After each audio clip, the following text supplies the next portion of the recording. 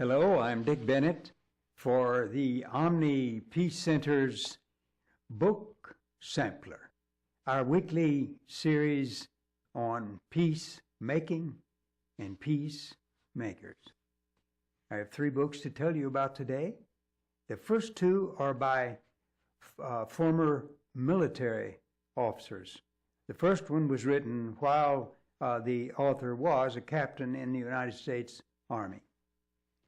It's entitled The End of War by Captain Paul K. Chappell, U.S. Army. The End of War, How Waging Peace Can Save Humanity, Our Planet, and Our Future. Captain Chappell has especially 2 ideas about making peace, or as he says, waging peace. The first is critical thinking.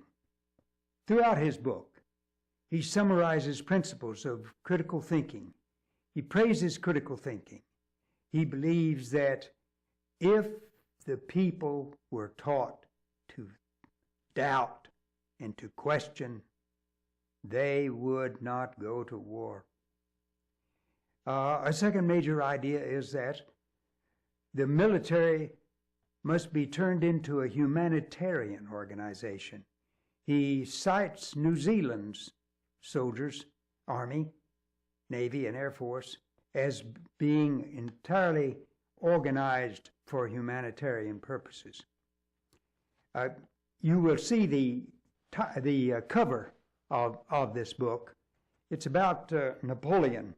I don't have time to tell you what he wrote about that, but it is a strongly anti-war sentiment from Captain Chappell regarding Napoleon.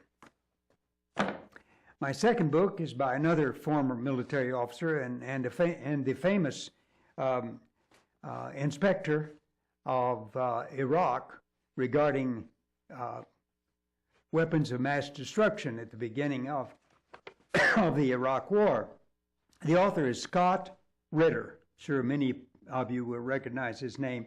And his book is entitled Waging Peace, The Art of War for the Anti-War Movement.